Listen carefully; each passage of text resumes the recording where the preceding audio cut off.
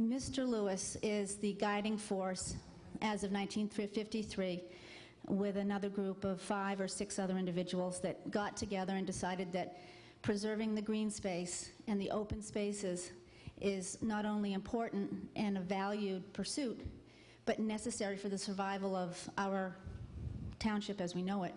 Green space, as we've touched upon in other programs, the alien invaders we talked about in October, green space was suggested, open space, as a way to prevent alien plants from coming in. I'm not sure George is going to talk about that, but I know what he will talk about is what we walk and see and drive by and pause on our way to and from life in town. And we appreciate very much. George? Okay.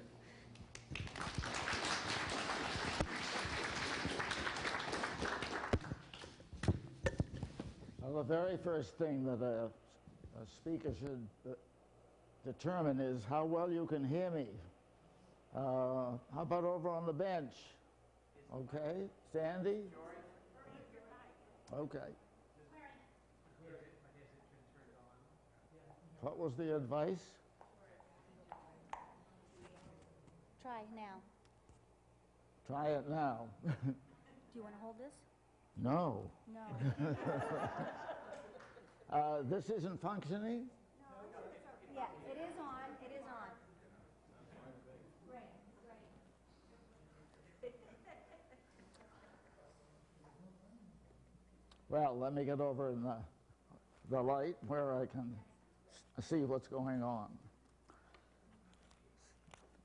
It's always nice to be at a meeting where you actually know about 75% of the audience.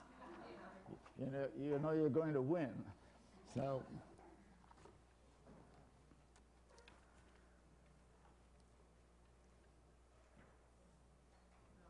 I like to call a talk like this educational entertainment, in the hopes that you will learn more about the Sudbury Valley Trustees, as I'm sure many of you are members, and we won't let anybody out that doesn't join. And I hope you're going to have a good time this afternoon. I'm looking forward to this myself. You may not all know me.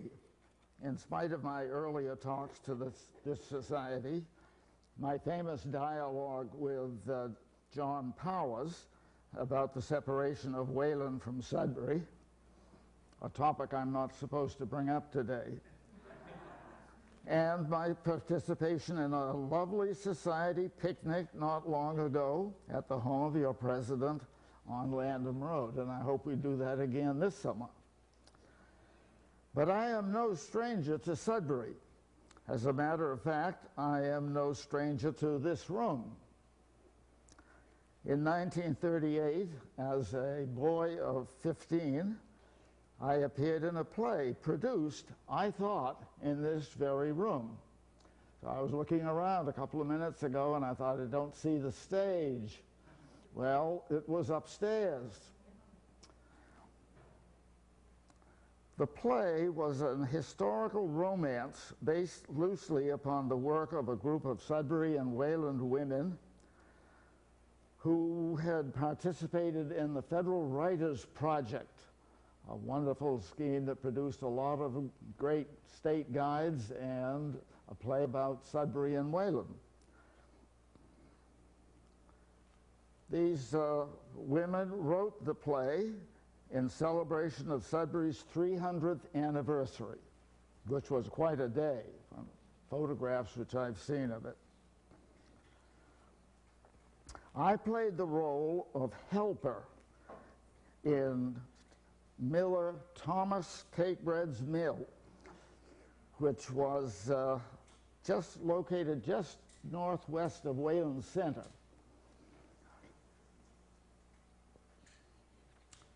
Perhaps you have put the play on here. Did you ever dig that play out and show it again in Sudbury?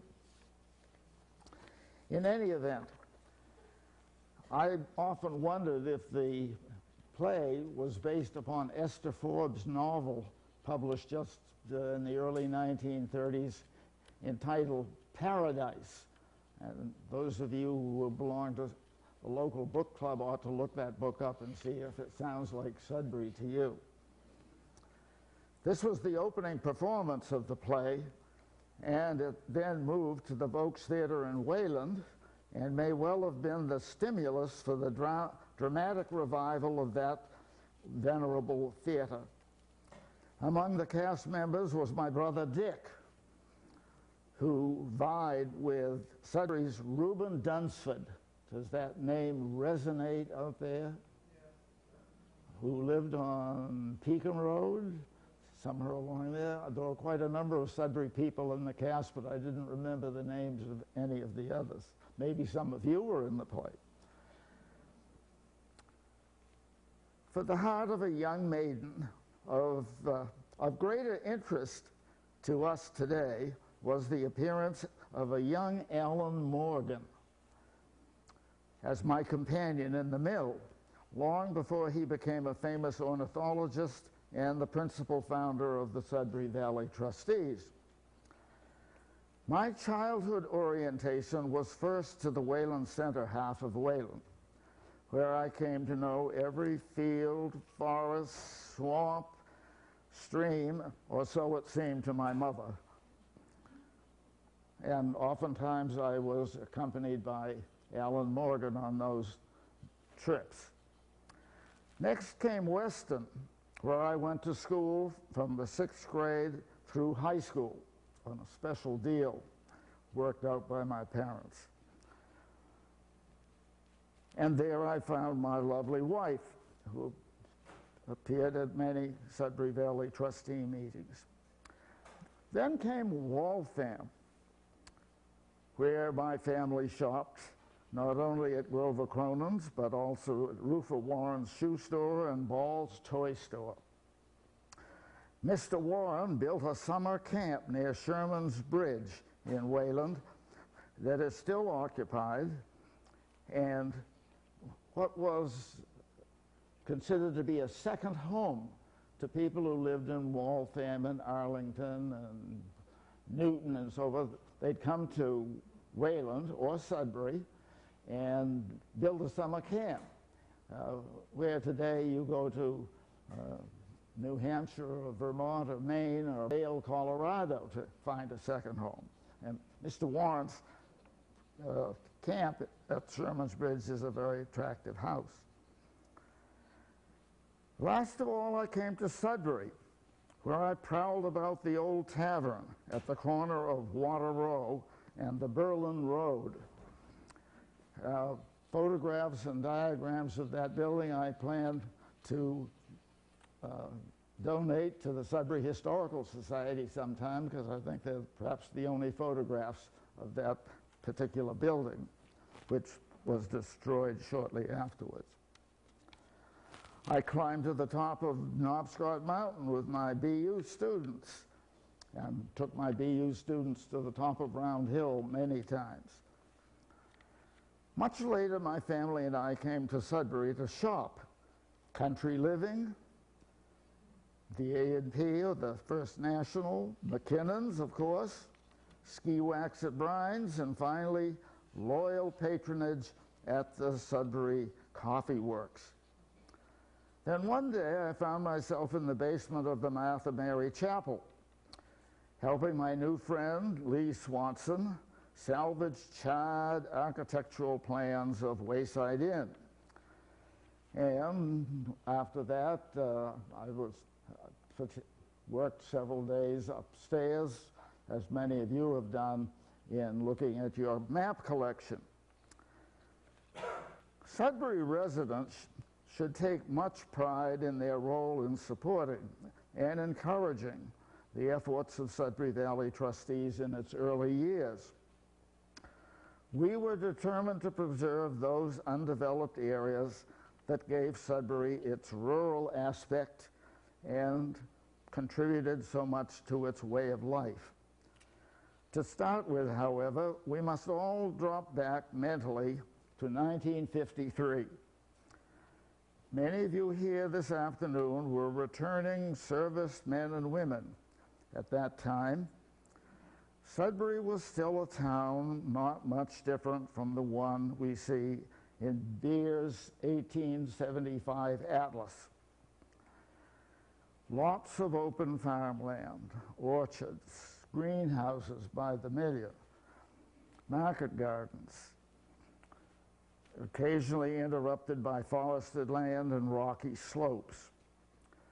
Wayland was much the same, but it was considerably smaller in area than Sudbury, and the threat of large-scale residential and commercial growth was greater. We had Martin Sorrell in Natick on our doorstep. Three well-known events in that year will remind you of how long ago it was.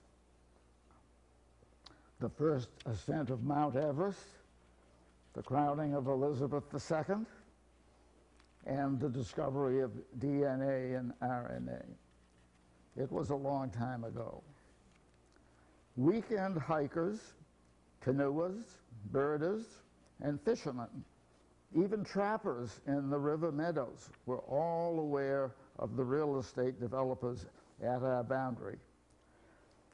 One local outdoorsman was especially concerned, and he canvassed some of his like-minded friends about the situation and the possibility of taking some kind of public action. That person was Alan Morgan, recently returned from the war in Korea, an insurance salesman. That's how he made his living. A new father, a recognized ornithologist, and a man with a vision. I believe that I can speak for the 5 other founders of SVT that it was his idea and his alone. Fortunately, he also had the energy and determination to carry it off. Many of you have had experience getting such a group organized and know that the extensive requirements of becoming a legal entity, a corporation, bylaws, elections, financial reports, annual meetings, tax-exempt status, even an appropriate seal. Well, we did it all. Everything but finding ourselves a home base. And for that, we had to settle for 7 living rooms and a big empty closet. We were 7 naive optimists, certain that every resident of the Sudbury watershed would rush to join us at $3 per membership, and every owner of tracts of open space would telephone their surveyor to draw up a deed. Well, as Lee Swanson might say, they did join up. Indeed, they did. But getting the land was another matter. You might be interested that in recent years, Sudbury has surpassed Wayland in the number of memberships that we currently have on the books, having trailed Sudbury by a few for many, many years. So you moved into number 1 several years ago. The numbers are 620 memberships in Sudbury, 546 in Wayland. So go Sudbury. Coming back for a moment to 1953, it is vital to our story to remember that at that time, there was no public vehicle for the preservation and protection of ordinary open spaces. No federal or state EPA, no DEM or DEQ, no local conservation commission, and no Community Preservation Act. Big conservation groups like Audubon, the Trustees of Reservations, and the Nature Conservancy were interested in securing big, spectacular places. So the infant Sudbury Valley Trustees essentially had no competition for smaller open spaces. It was unfortunate that there was no Sudbury resident in the summer of 1953 among SVT's founders, but that soon changed as Sudbury responded to the first newsletters and announcements and appeals with a torrent of applications for membership and offers to become a SVT volunteer. Dick Hill became an early member and soon found himself on the board of directors. So did Rich Davison and John Taft, and later Eric Manoyo. Judy and Will Mack gave countless hours to maintenance projects, and Judy assumed total responsibility for publications. I think she could have written the 50th anniversary history of Sudbury by herself, but she donated a great deal of time and effort to help me to write it. We had help from Steve Meyer and Bill Place. We had presidents from Sudbury, treasurers, clerks. I really should tell you who's on the board and so forth today from Sudbury, but I don't have that available. And to cap it all off, we formed a very strong bond with the Wayside Inn, its board of directors, and the innkeeper himself. It was a win-win-win situation, plus Indian pudding and vanilla ice cream. Sudbury and Wayland had always shared the Sudbury River, including several of its bridges, and both controlled huge tracts of the river meadows. The new SVT considered the area around Hurd's Pond in Wayland to be its first goal, and Round Hill in Sudbury the second. Actually, they were just about equal. Both were key locations on the eastern seaboard migration flyway. Visits to owners began immediately. We'd meet in somebody's living room and Alan Morgan would dole out the orders for the month. And then we all disappeared to interview potential landowners. And then we had to report back at the next meeting. But it was, alas, years before they were secured, those two particular places. The wetlands around Hurd's Pond, long considered to be a bird's paradise and famous among ornithologists, was deeded to us in 1958. And a modest boulder was eventually placed there in memory of Ludlow Griscom, one of the foremost ornithologists of his time. Round Hill's owners were understandably loath to sell. Meanwhile, other Sudbury landowners recognized the importance of SVT's mission, and offers soon came in from Willis and Joan Fay, Edward Lyons, Mary Cutler and many members of her family, Marjorie Gray, and Mildred Bruce. Some tracts came to us as extraordinary gifts, truly extraordinary. Others cost us money, but in every Sudbury fund drive, and we had a lot of them, there were always ultimate success. We never lost a drive. But Round Hill did not come until 1964, when the Piper and Sears families reached a decision to part with a long-cherished piece of Sudbury. The succession of events that occurred subsequently in this corner of Sudbury, the northeast corner, placed a remarkable expanse of protected public open space on the map.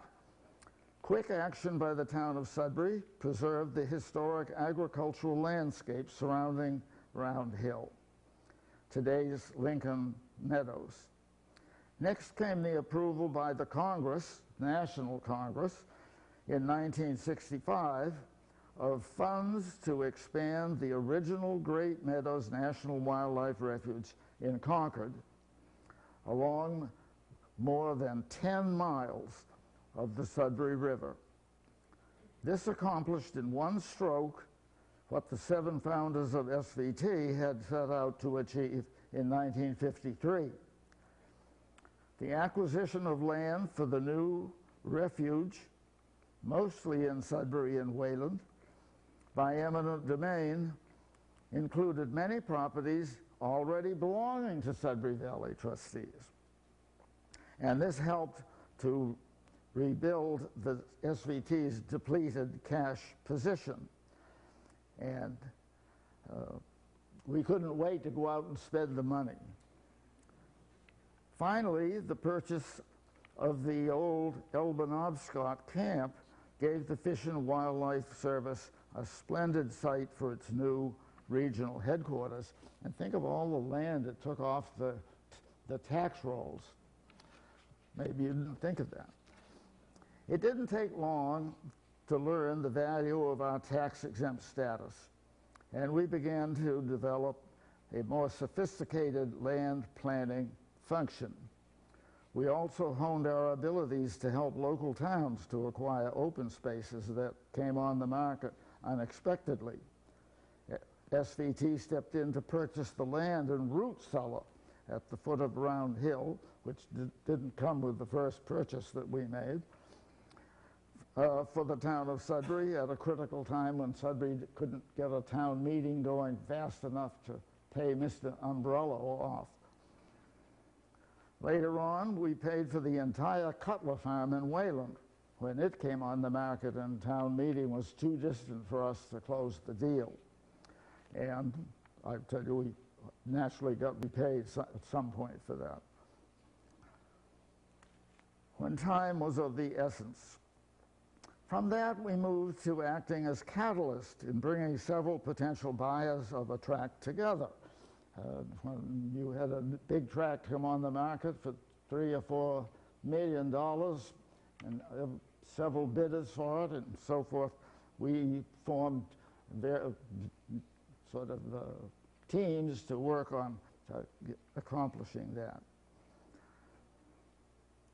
Watertown Dairy in Wayland and the old Payne Estate, now called Greenways, are good examples. And oftentimes we got very little land out of it, but the town got a lot of land, Fish and Wildlife got land, the Wayland Water Department got land, everybody got a good deal, but we oftentimes got nothing. In several cases it was necessary to sell one or more residential building lots, horrors, to reach the seller's price. And eventually we got the public use of the fact that we were selling SVT land to a builder, and now it's a common practice for us to incorporate that when the hundreds of thousands of dollars that we would get for that lot helped put us over the top and make the deal. Sudbury Valley Trustee and its partners were now dealing in the 7-figure real estate world. It was years, however, before we had a real office. As our professional staff increased, we moved steadily, first to Route 20 in Sudbury, and then on, finally to Maynard, and then on our 50th anniversary, we moved into our final home, beautiful rollback farm, and please come and see us. As the years went by, SVT moved south into Framingham and helped to preserve a chain of open spaces extending from Wayside Inn up past Hanson Farm and Henry's Hill and the Gross property and on to Edmonds Road, where we had been given a handsome piece of land by Margaret Welch many years ago, and we were subsequently given a variety of wonderful pieces of open meadow in what should be called Framingham Center, but the very northern part of Framingham Center. And we picked up quite a number of figures in that area who served on our board of directors and as president for a number of years, and it was a wonderful situation. We went on to move southwest into Westboro, where we were very lucky to obtain a handsome tract of wooded hillside from farmer Lawrence Walkup, one of our trophy reservations. In Westboro, we continued our acquisition of parcels of land around Cedar Swamp Pond and began the preservation and development of Cedar Hill and Sawwink Farm, place you probably never heard of. Along the boundary between Ashland and Framingham, we added a wild piece of land called Kawasik Woods, nestled up against the Ashland Town Forest. We stretched all the way west to a remote corner of Berlin, where we cooperated with the local Conservation Commission and land trusts in setting up Garfield Woods. We found land in Billerica, Bedford, and Boylston. Many people wonder if they were really in the Sudbury River Valley at all. We worked extensively with the Conservation Commissions in Stowe and Boxborough and with local land trusts to establish several new public open spaces. Along the way, we helped to save Shelburne Farm, where many of you go to get apples, in Stowe, and Hanson Farm in Framingham. It is fitting to end this enumeration back in Sudbury, where one of SVT's greatest achievements was the salvation of Memorial Forest on Dutton Road. The restoration and permanent protection of the forest was a remarkable team effort that created one of the largest new public open spaces in Massachusetts. We look forward to helping with the absorption of the former Army Annex into our newest national wildlife refuge.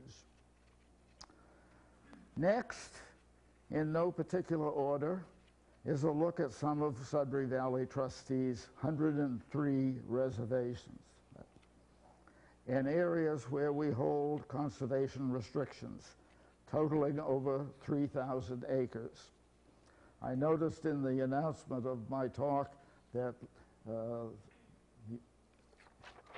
green sheet that came to me in the mail, that we had 8,000 acres. Well, that was probably not too inaccurate, because in my 3,000 acres, I don't include all the land that we sold to the Great Meadows or countless other pieces of land that we preserved and sold to somebody else.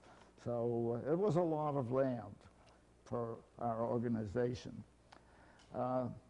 Unfortunately, while I've been speaking, you haven't seen this inspirational photograph, which I selected as sort of representing Sudbury Valley Trustees. And I'm going to move along through the 103 reservations because I have my clock here, so worry not. And I can't move backwards, I understand, with my little doohickey here, so we only move forward. I chose this photograph to give you a feeling of the river, partly because in the distance is Goodman Hill, and in the foreground is a piece of the river near Pelham Island Road in Wayland. And fortunately, if it's possible for you to see the electrical towers that just separate us. And in this photograph, if you again look carefully, Lee, do we have a laser beam pointer thing? No. Whatever the case is, right dead center in the photograph is Round Hill, and the white patch is a snowy field on the top of the hill. And a wonderful view which is gradually being obscured by the growth of the oak trees along that piece of Lincoln Road. Oh, there it's a little bit better in this photograph. And at one time I took photographs from this site for virtually all 12 months of the year to get a feeling of the changing of the season and the changing of color.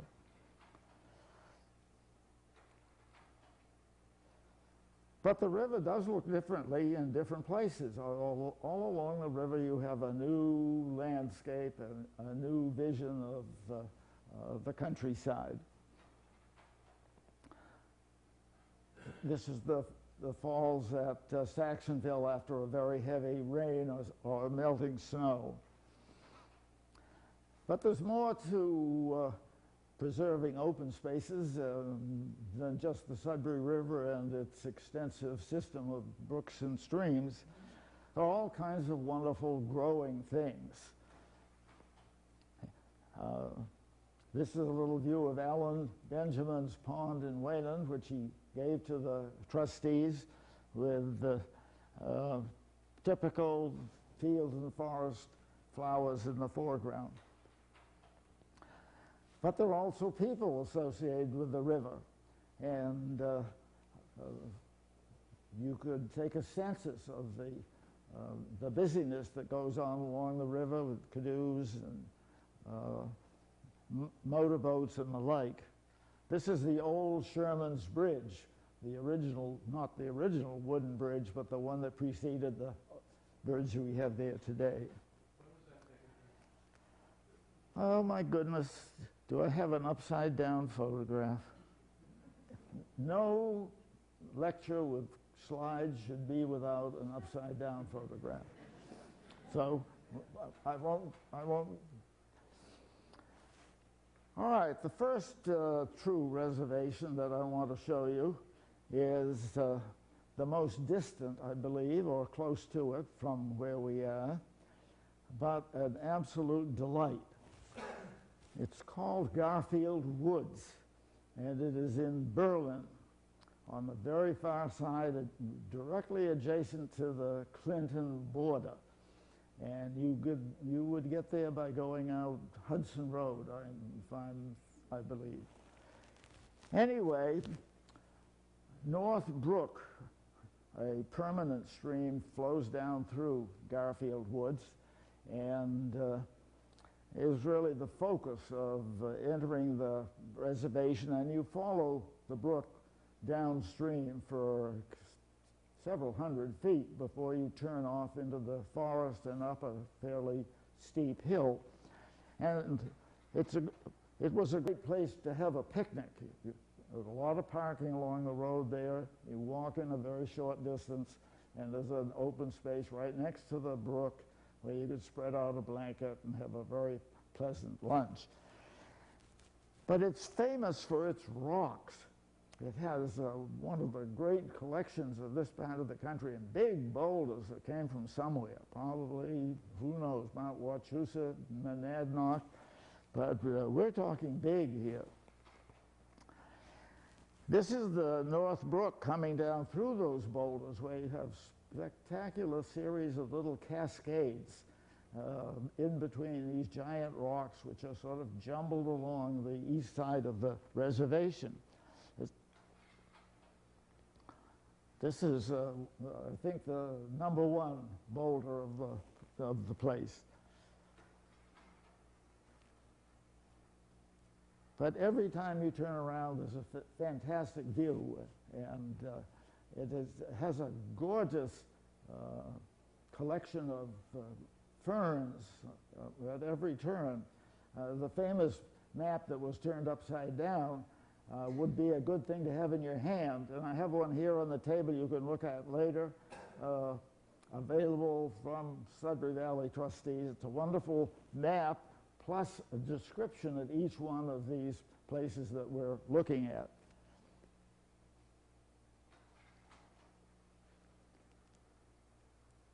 This photograph doesn't show in enlargement on the wall, but it is a cliff that drops off 40 or 50 feet near the summit of the hill that runs along through Garfield Woods.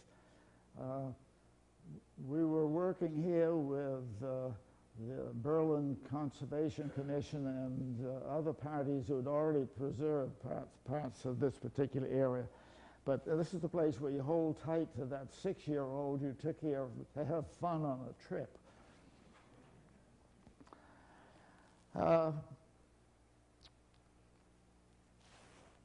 Since I can't go backwards and forwards, I have to guess sometimes where this place is. This is the forest, I believe, of Bruce Woods. I'm going to try to go to more distant areas and back a little closer to Sudbury, to areas that you're probably familiar with. So I'm going to guess this is Bruce Woods. And no, it's the Gray Reservation. So good guess on my part. I put this photograph in to show you that we try to post all our places, particularly those worthy of getting out of your car and walking around, with a series of signs like this one. And we just put one up, as you know, not so quite some time ago, at the end of Woolback Road. Now, it was really remarkable that Mrs. Gray gave Sudbury Valley trustees a tremendous tract of land. The real estate market was pretty hot at that time, as you can think of the sacrifice that was involved, and the house, and the barn. And it is one of my favorite places, and I suspect that Judy Mack might have had something to do with getting us this piece of land as an outright gift.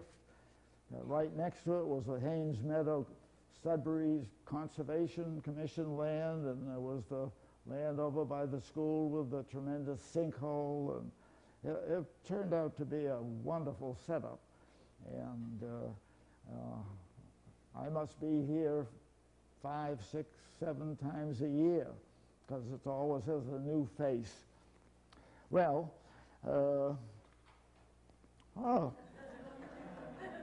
slide number 2. Well, standing on her head with the light blue pants is Judy Mack, and the 2 people on her whatever, at the right-hand side, Sally and Ted Newbury, who were instrumental in getting Sudbury Valley trustees moving at the very beginning. And when Ted was president, we met in his living room, and poor Sally had to serve us hot cocoa. Anyway, this is the very first day we walked on Gray land to take a look at it and give it an evaluation, because Alan Morgan wanted a knowledgeable evaluation for every property. Gee, I hope they're not all upside down. This is the pond, a lovely little pond created by the Grays, and with quite a substantial concrete dam, but just a beauty spot. And downstream, or upstream actually, big bed of marsh marigolds, and I was very pleased to see SVT, or the town of Sudbury, on one of its recent conservation walks to take visitors to see the marsh marigolds. They'll be up soon. That's a little bridge over the dam, and the stream, very small stream, tumbles down to join Hop Brook.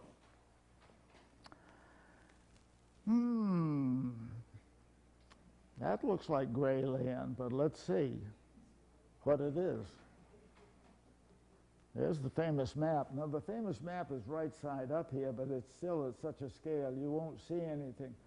You do see a lot of green land there. That is public property, public lands that have already been preserved. And our lands are little splotches of red. And if you want to see that again, I'll remind you to my right is a copy of that map. Now, you'd spend a lot of time guessing perhaps what that is. This photograph was given to me in enlarged format, and it hangs on the wall of my house. And people think it's an amoeba, some kind of mysterious creature from the Blue Lagoon. That's Cedar Pond in Westboro. And the little greenish blobs on the dark surface are water lily pads clusters.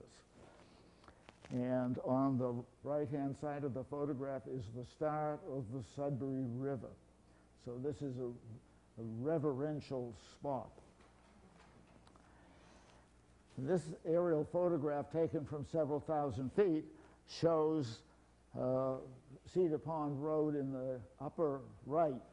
The white surface is a snow-covered ice, and running diagonally across the photograph is the Boston and Albany Conrail tracks to Worcester.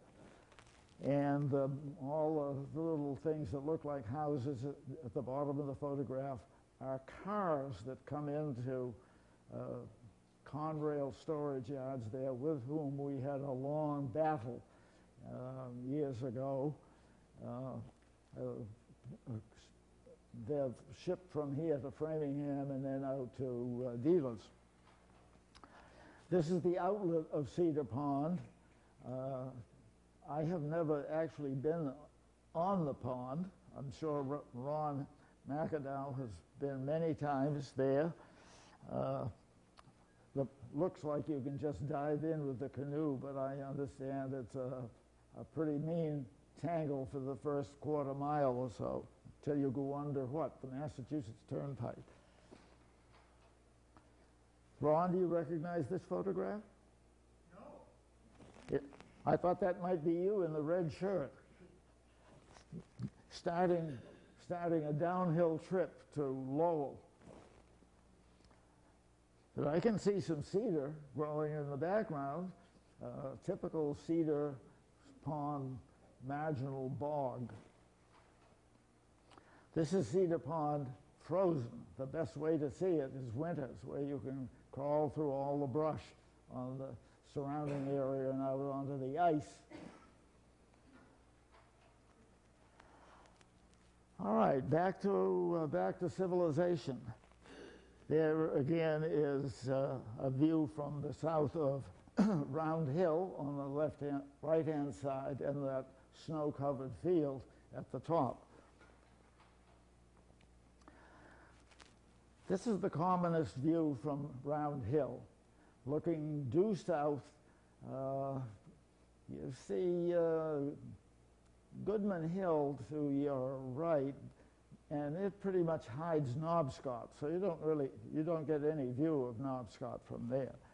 But in the distance, far, far distance, you see a couple of lumps. Well, those are the hills in Framingham, one of which is the site of Framingham State College. And with a good pair of binoculars or a telescope, you can see a lot of other buildings in the distance. You can actually see the river here too, and I don't know the date of this photograph, but that view is no longer quite as nice as that, and the growing up of brush on the south side of the hill. And if I had taken that photograph last fall, you would have seen a beautiful granite bench dedicated to a long-time Audubon employee and ornithologist that was put there and has enjoyed remarkable freedom from vandalism. This is the view from the, what in that year, I think that was a cornfield of Sudbury land, town land, that it leases out at the foot of the hill. And you can see how much vegetation conceals the top of the hill. Well, the top of Mount Round Hill goes back in history as the site of thousands of beer parties. And it really is disappointing if you get up there today and you don't find at least $1's worth of beer cans salvageable from the bonfire that preceded them. What you don't know is that about 75 feet away is an old concrete water tank buried in the ground with no cover. And that's gradually filling up with beer cans. And it was a water tank for the market gardener who owned the big fields down below. But anyway, this is a site of loads of parties, and it'd be disappointing not to find a lot of charred embers. These are some of my BU students who wouldn't do anything like that. These are actually 4 students from a group that really launched the Earth Day at BU. They were a wonderful group of kids who were just full of so much energy. And one of the girls here, the one with the dark glasses on, is a judge in New Jersey today, if you can believe that. So they got a pretty good view of the river at that particular time. And we've had just, many of you have participated in all kinds of parties and things at the top of the hill, including one where we launched a big fund drive to pay for it. Oh, there's my map again. The big green blob in the middle is the Army Ammunition Depot Annex on the road, on Hudson Road. That's the only thing you can identify. So where are we? Okay, we're in a fascinating piece of Sudbury Valley trustee property called Gowing's Swamp. If you read Thoreau's journals, you'll find about every 30 or 40 pages, he starts the day by saying, "To Gowing's Swamp." He was born quite near Gowing's Swamp in Concord, but his family moved when he was very young to a location in the downtown. But he seemed to spend an inordinate amount of time here.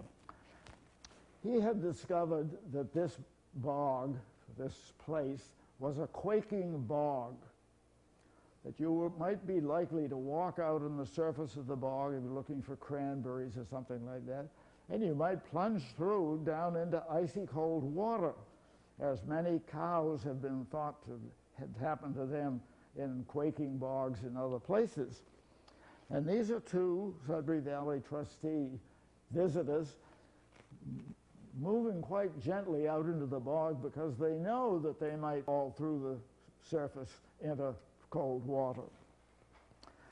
As a matter of fact, this may be the very spot that Thoreau brought a 16-foot pole out onto this swamp to see if there was water underneath. And in a very delightful little piece, he tells about his experiment to see whether or not there was under this mat of roots that might support you and might not, was considerable number of feet of water. And as you walked on it, you quaked, and the surface of the bog quaked, from which it got its name. It is now called Thoreau's Bog, I think, or Thoreau's Swamp. I don't remember which, but it's too bad it lost its original name.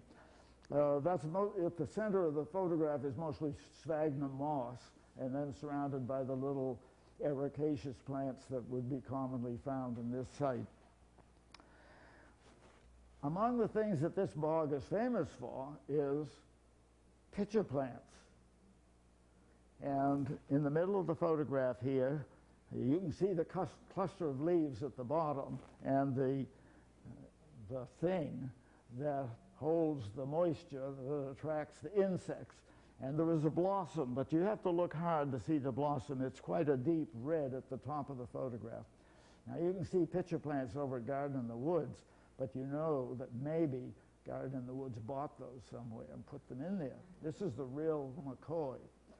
And I'm not sure that sundew grows here. I think it's too wet for sundew. But it's fun to see these in their native condition. This swamp is in East Concord. It's one of our few Concord pieces of land, not far from Merriam's Corner, if you know where, and not far from an elementary school. Where is this? They all look alike. Oh, this is Bruce Woods, B-R-U-E-S, given to the Sudbury Valley Trustees as sold. I think we bought this actually from Mrs. Bruce, a Sudbury resident who had moved to the Middle West. Wanted to get rid of her land, some 20 or 30 acres, did not want to have it developed. Came to us in the hopes that we would buy it right across the street from where Dick Hill used to live.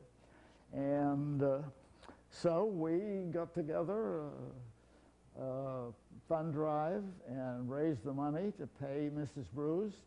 And it's a delightful little gem of a reservation. It's not very big, but it's very wild, very, well, among other things, very ferny. It has delicious beds of ferns and lots of white pines.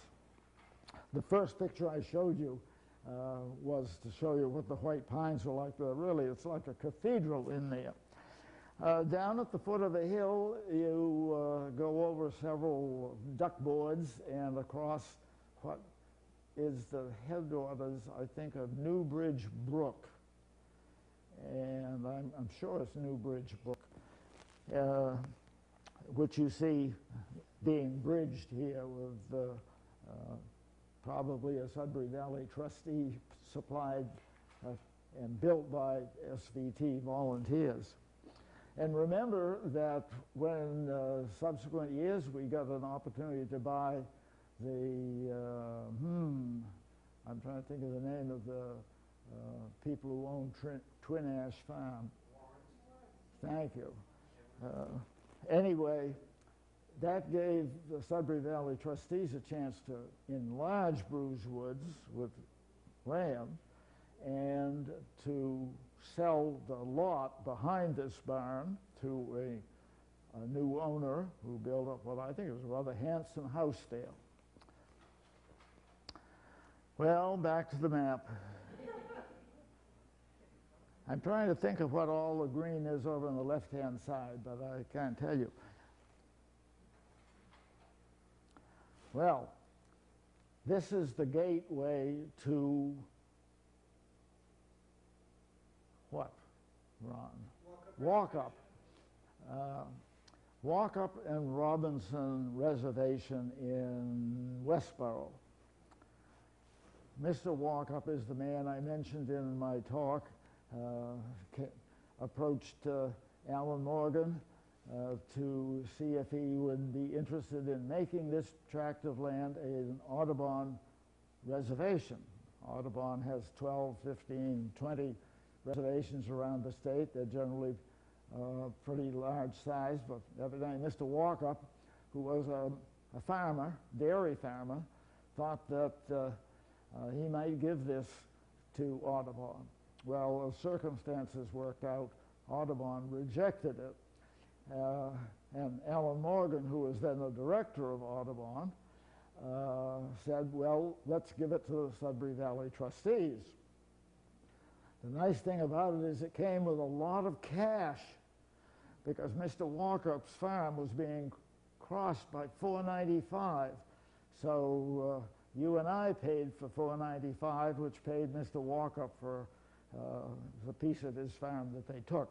Well, this is an old trolley line right-of-way that runs right through the farm, but does it no harm. It makes a delightful entryway, and you can see the gates there, and there's a parking lot and a little place for a display of an SVT sign.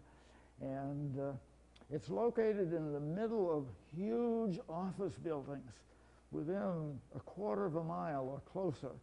And we hoped at the time that we acquired this land to make it into a recreational meditation site for those harried workers in those factories. It is a wonderful, quiet spot, and it doesn't all look like this, but this is one aspect I have. It's a big hillside that Mr. Walkup used to put the cows out where he didn't think they were going to get much nourishment, because he had plenty of farmland to grow corn and things like that. SVT laid out a number of trails throughout the area. We had the ability here to plan ahead, to make sure that the trails went in the right places. We built bridges over wetland areas, and we documented all of the various things that grew there. And it turned out to be another what I would call our trophy reservations. And it's a long ways from Sudbury, but you can get there very quickly and via Route 9 of all places. And it is just a wonderful, quiet spot. It's just as good in the winter as it is in summer. It's very skiable, snowshoeable.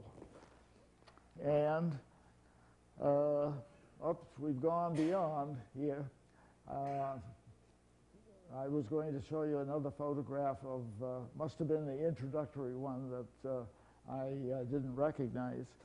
So, moving on, this is another delightful piece of Sudbury Valley land, right here in Sudbury. These are what I call the Fay Fields. They're on Lincoln Road, across the street from the then home of Mr. and Mrs. Fay. This was a gift to SVT, a very early gift in the 1950s, of two marvelous hayfields, separated by a long lane of stone walls. The lane has stone walls on both sides, and I hope someday SVT can clean the poison ivy out of that lane so that you have some access to the interior.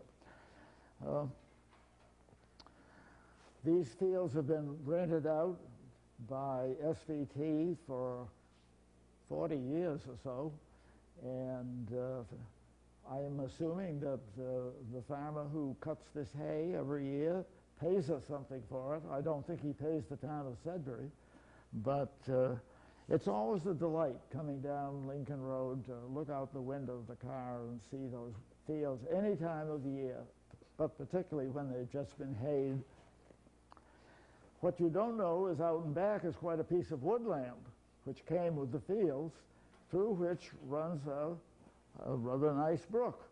And I figure out that this brook goes down.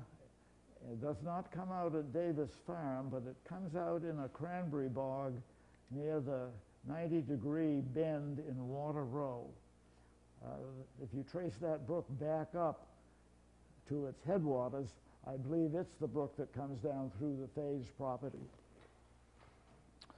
Well, onward. Now where are we? I see the sign, but I can't read it. Mystery location. You can see they all look alike.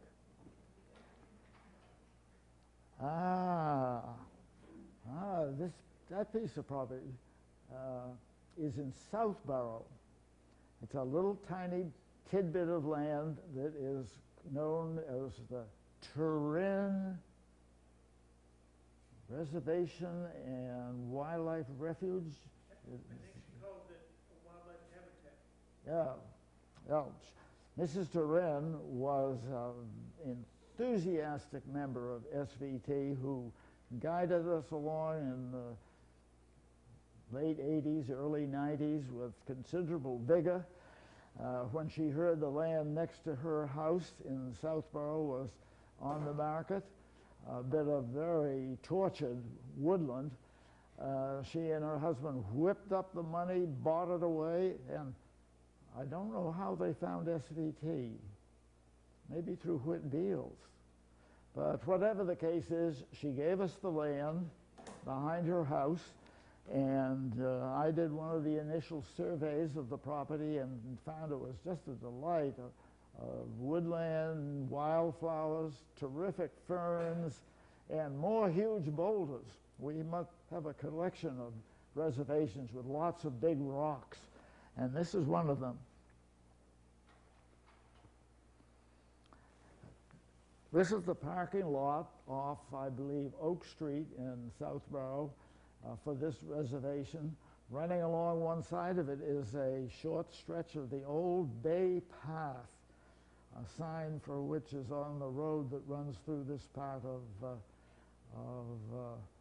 Southborough. And that boulder is dedicated to her husband, who supported this particular place. But it's a very lovely little reservation, another great place to have a picnic. In an abandoned tennis court that was associated with this purchase, the Terrains planted a wildflower garden and a bird attraction facility, planting shrubs and flowers for birds, butterflies, and the like. And SVT cooperated by organizing many parties of pulling alien species of plants up to make this possible. One of the things that we can be proudest of, you members included, is how many things we did for somebody else to enhance the landscape, to provide land for birds and wildlife and so forth, was pitching in to help somebody preserve a working farm. This is Shelburne Farm, the apple orchard in Stowe that I suspect many of you go up to buy apples. And when Mr. Lynch suddenly died, he left Mrs. Lynch in a bind to keep operating the farm. And Sudbury Valley trustees and residents of Stowe, probably the Stowe Conservation Commission, everybody pitched in together to work out a scheme by which Mrs. Lynch could continue to operate the orchard and still pay Stowe real estate taxes. So it was a wonderful experience, and every time I go there now I feel that I did my bit to keep this wonderful place going. When you think if you could weigh joy in pounds or tons, this was definitely a winner.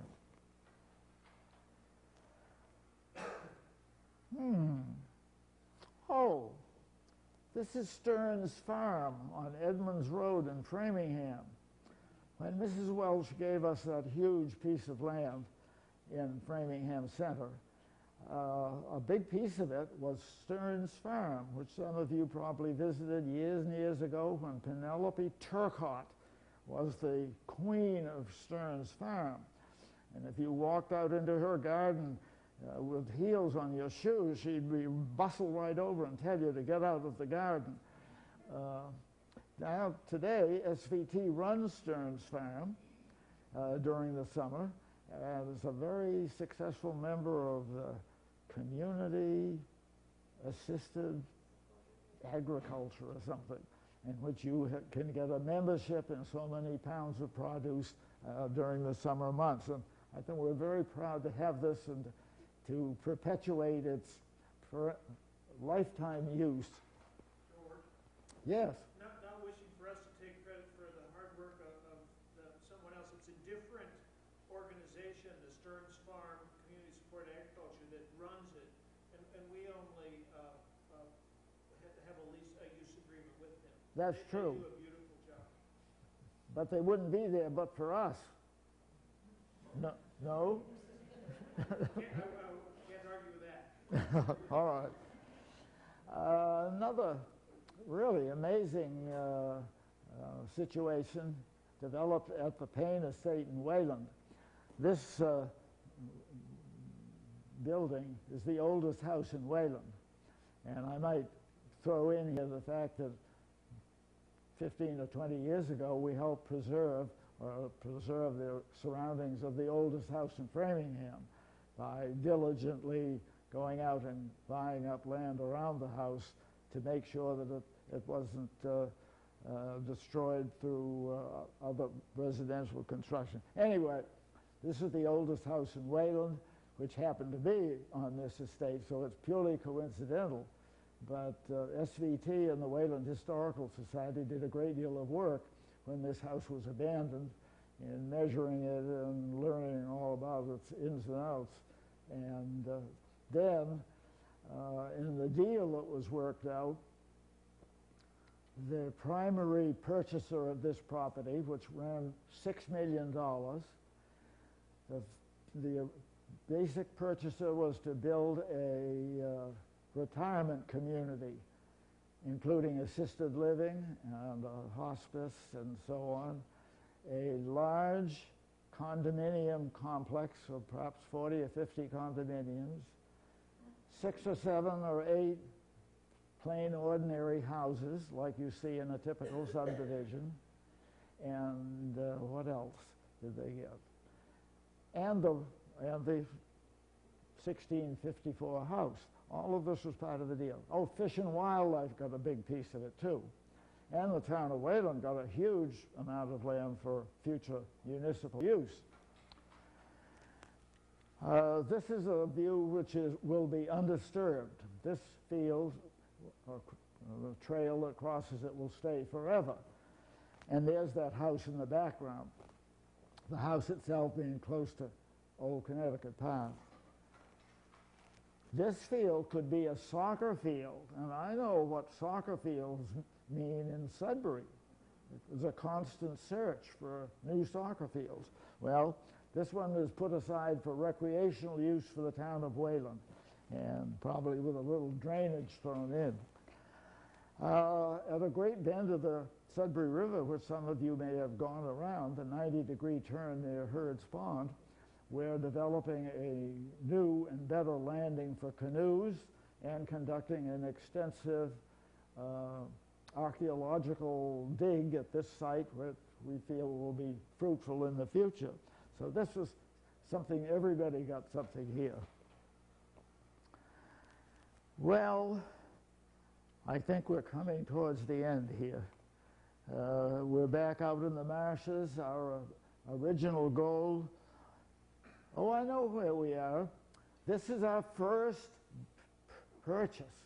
This is the first piece of land we got in 1954, I think, from a straw for the Boston Edison Company, who had bought this land to put a power line on it.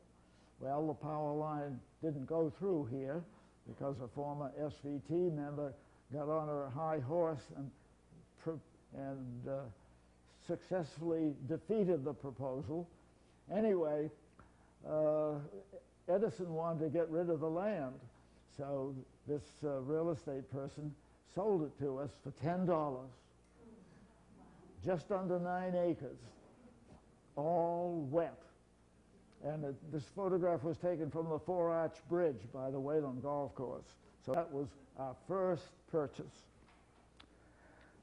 This is our last gift, the Woolback Farm Reservation on Woolback Road. This snowy photograph shows the front of the main house, which is very large, has absolutely perfect for an organization that needs lots of rooms, and in which we harbor a number of other conservation-minded organizations. This is the back side of the Woolback house. This is the meadow, one of the several meadows down in front, stretching down to the Sudbury River. Could there be a more appropriate location for SVT headquarters? This is a boulder which was installed last year in celebration of the moving into this particular farm and the establishment of a beautiful founder's garden next to the main building. This is one of the trails in Rollback Farm. It doesn't look like this morning, but there's a lovely circular trail, starts out near the house, circles up the hill and into the woods and around a little perched bog up there, and it comes out around back down to the Rollback Road again. So we're fortunate to be able to give visitors the opportunity most of the year to get out into the woods right off the bat. You might be interested to know that this is my little bit of open space. This is a perimeter path at Carlton Willard Village. I live at Carlton Willard Village now in Bedford, and about 150 feet from my front door, I can step right onto this path, and it goes all the way around the village, probably half a mile, and it has some rocky stretches and some very woodsy stretches and lots of ferns, and, some duckboards, because it has some wet areas. You always have to have wet areas, and you've got to be used to going through that. So this is where I live now, but I come back and visit my friend reservations all the time, and 2 or 3 of which you have here in Sudbury. So that's it.